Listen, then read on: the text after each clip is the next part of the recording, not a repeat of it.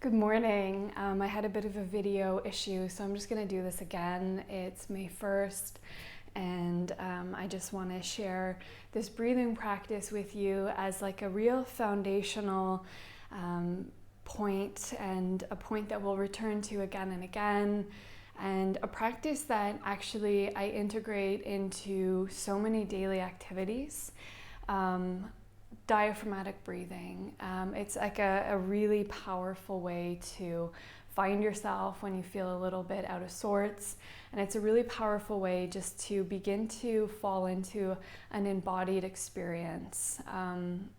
I feel like this breathwork practice, what we call pranayama in yoga, is also the foundation for very deeply embodied meditation, where you can really allow yourself to fully experience your kind of psychosomatic layers through the breath. This is such a simple breath that it might even seem like a little bit too like, what? Okay, sorry, I thought it went off. So it's such a simple breath that it might seem like, what am I even doing? But so my dad used to always say, the simplest things in life are the hardest things to do. And it's really true in so many ways that we kind of get so busy and so caught up that we forget to breathe. And there's three main characteristics of your breath. The first one is that it is involuntary, and that you're breathing all the time when you're sleeping, no matter what. Your body is involuntarily constantly supporting you with oxygen. And that can switch. So the involuntary can become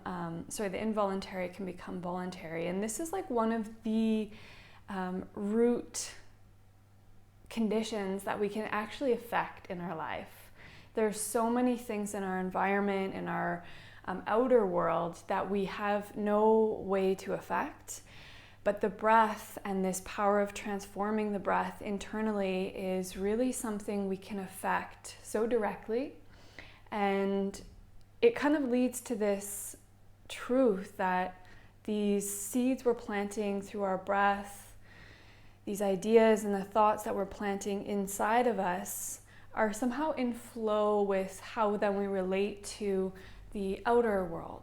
So the breath can be controlled. So that's really one of the most important factors. It can be involuntary, which I sometimes explain also as like a karmic breath, in that we just do it without thinking. And so karma simply means action, and we have all these habitual patterns, and like breathing is so intertwined with our nervous system that it's like those habits we've been doing forever are just like there, and we don't even know.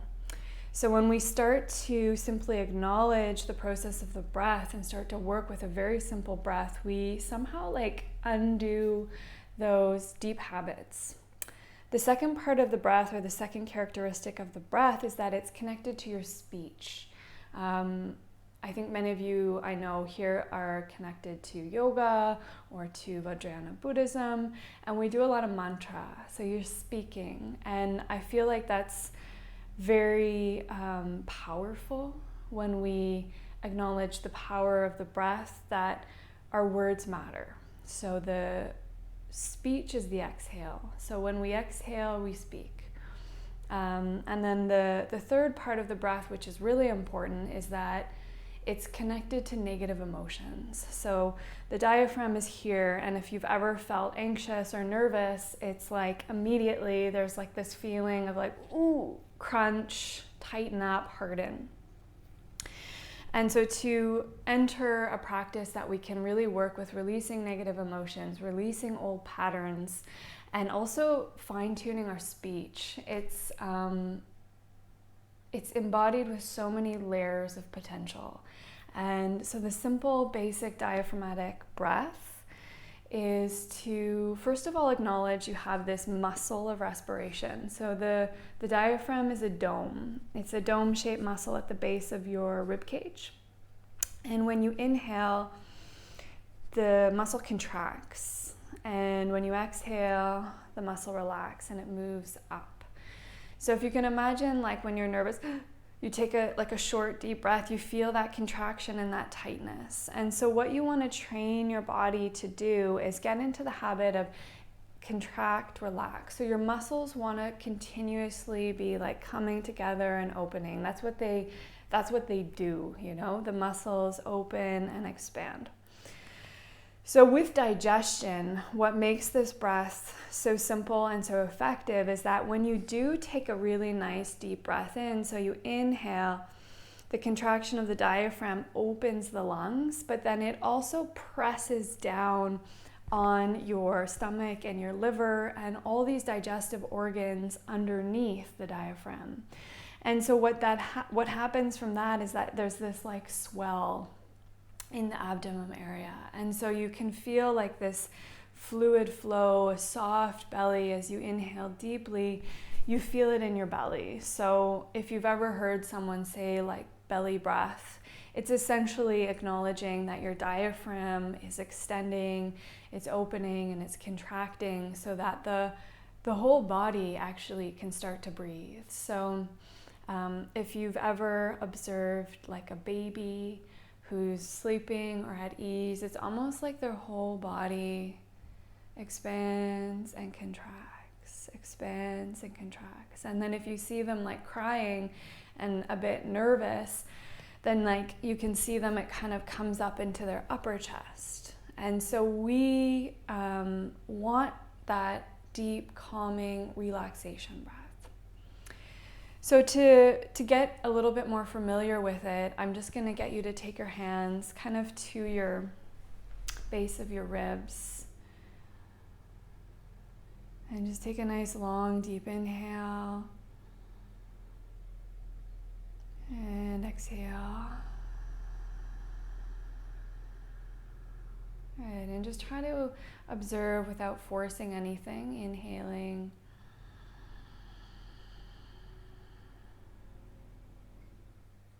And exhaling. So the first part of this breath is to maybe have an equal inhale and an equal exhale. So you can count to 4, 5, or 8, however it feels comfortable for you. So as you inhale,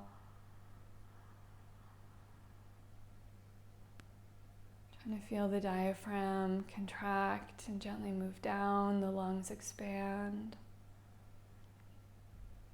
And then as you exhale, the diaphragm relaxes, the navel moves back, the dome shape moves up. So that's essentially the instructions. You just feel the diaphragm contracting and expanding so that it creates a fluid flow of breath through the whole torso. And maybe even eventually, as you begin to settle into the practice, you might feel the whole body breathing. So it's an entry point to all further pranayama practice, and it's an entry point to like carry your yoga into daily life. So what I often do before I eat is I'll do maybe like 5 or 10 long, deep diaphragmatic breaths as a way just to settle my nervous system or to allow any emotional feelings that are there from the day to release so that you're in a place that's a bit more receptive. And so to receive the prana from the food, to really receive the prana from the breath, being in this relaxation mode is your ideal starting point. The second part to this breath, which is also very effective for releasing feelings of anxiety or stress, is to double the exhale. So if I'm inhaling, feeling the diaphragm opening, the lungs, feeling the belly swell for 5. As I exhale, I'm going to extend that to 10 counts. That might be a bit long for some of you, but maybe 4 to 8 or 3 to 6. Extending the exhale like that gives you like an immediate entry point into your parasympathetic nervous system, which is rest and digest mode. So we want to switch that on. The short, uneasy breath into the chest switches on our fight or flight mode. So you really want to learn how to first pay attention to where your body is at, and then develop like an intuitive relationship with your breath as a way to feel more at ease and to digest your food, but then also to digest your life experience. So in this way, for me, I guess I can really say the breath has become this teacher and a guide and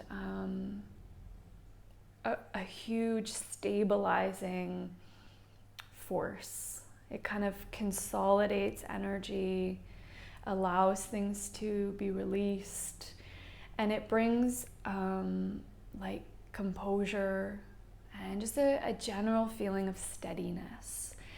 And this is where your life force energy can regain strength. And throughout this whole 20 days, I'm going to be talking a lot about this area where the diaphragm is, where the stomach is, this lower belly area, because this is really, from a yogic perspective, the zone or the field of transformation. So it's connected to a healthy sense of self. It's connected to fire. It's the seat of transformation. So there's so much more I want to share with that. I don't want to make this video too much of a monologue. Yeah, so I think I'll just leave it at that. Wake up the intelligence of your body. Wake up the intelligence of your heart. You can do this practice in the morning, maybe for 5 minutes as a way just to check in. It's great to do before bed, especially with the extended exhale to calm yourself down. And it's ideal for digestion. It's ideal for creating a certain like composure in your body before you want to take in food.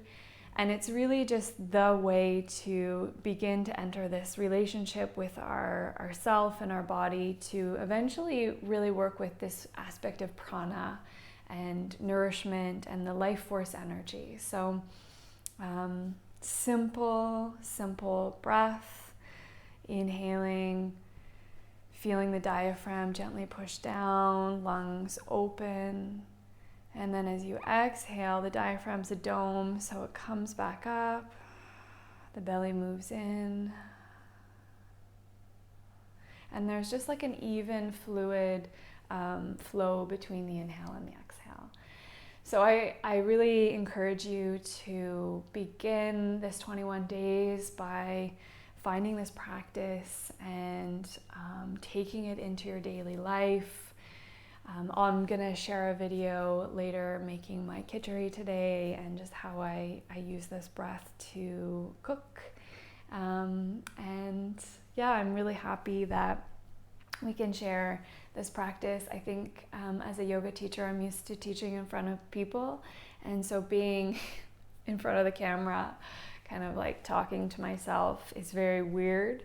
And I don't think I would have done it unless I had some kind of reason to connect with people. So I really hope this helps you, and I really hope this creates a really foundational place to enter yoga. This is like the beginning of yoga, learning how to digest our experience, learning how to relate to the body in this more energetic way.